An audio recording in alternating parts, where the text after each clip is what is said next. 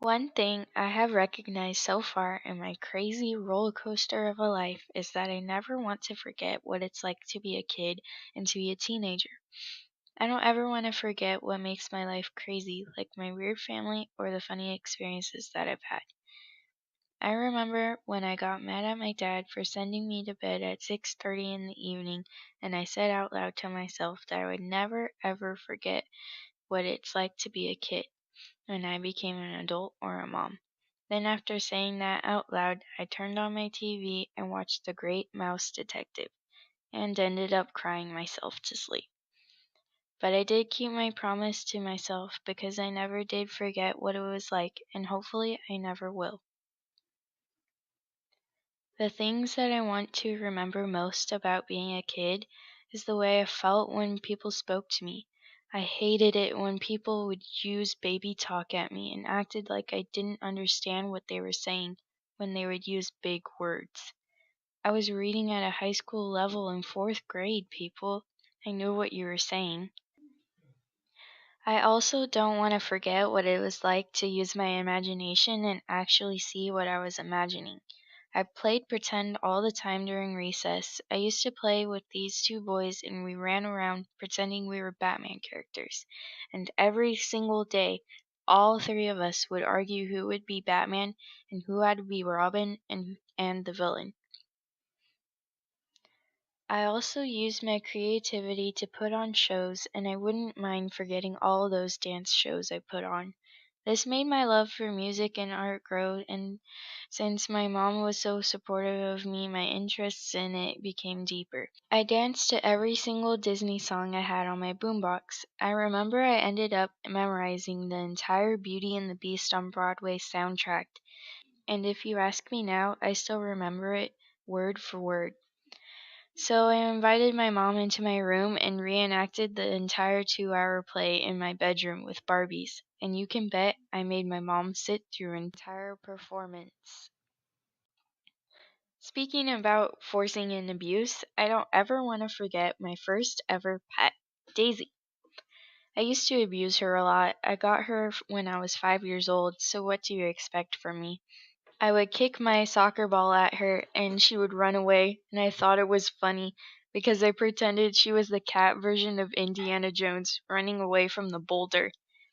I think I watched too much TV looking back on myself now. Even after all the scratches and torture, my cat still loves me and jumps into my lap whenever I'm sad and comforts me. Some people might say that animals can't really understand what we can. I always felt like Daisy could. Definitely one person in my life that I never ever want to forget is my Aunt Nani. Her real name is Norma, but she got her nickname when my mom couldn't pronounce her name when she was young. Nani is one of the people that made my childhood awesome. Every Christmas, she would always buy the most expensive and extravagant item on my Christmas list.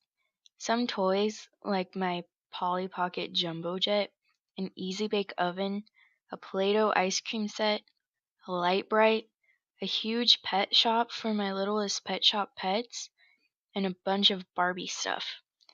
I would look forward to every time I would see her, because she would always get me junk food and watch cartoons with me. She was the best aunt that anyone could have, and I definitely took her for granted. I didn't know that in July 2013 I would lose her. I remember one of her last days, she wanted to talk to me alone, and I was scared because she was acting serious, which wasn't really like her at all.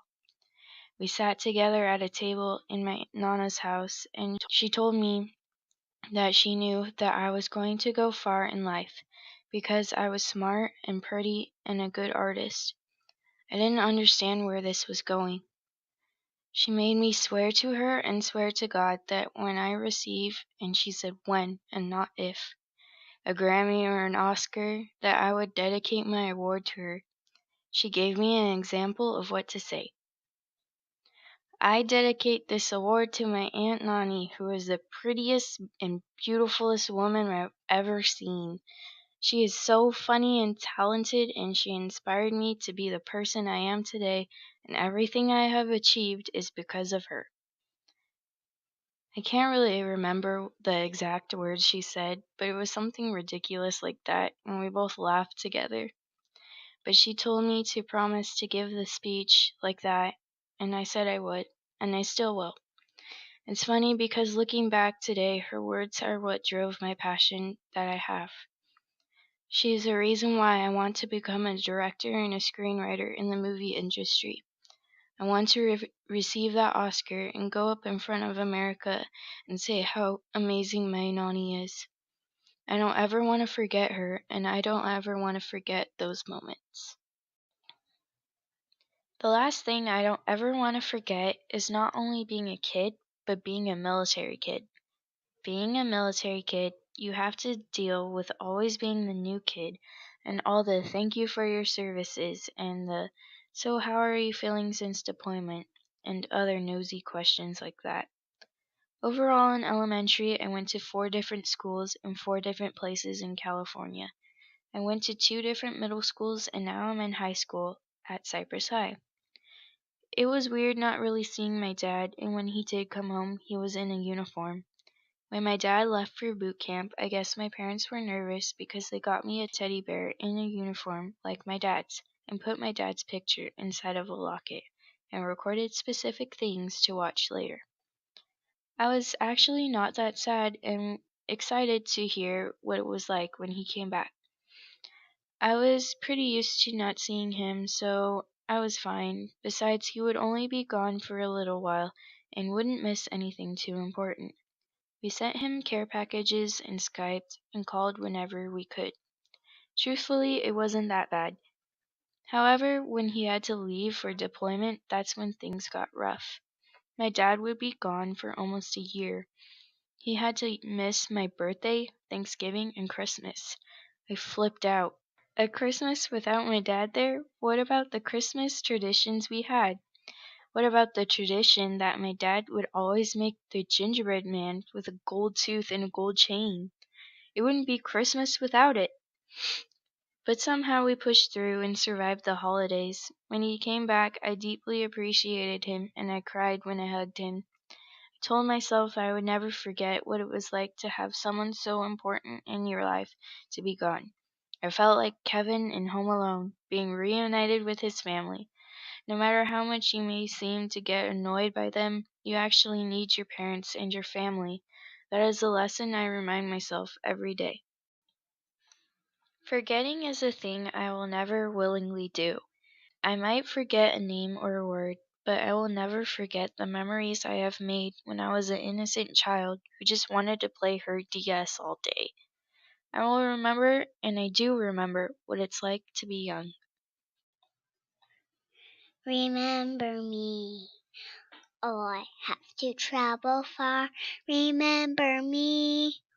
Each time you hear a guitar, know that I knew you the only way that I could be until you're in my arms again. Remember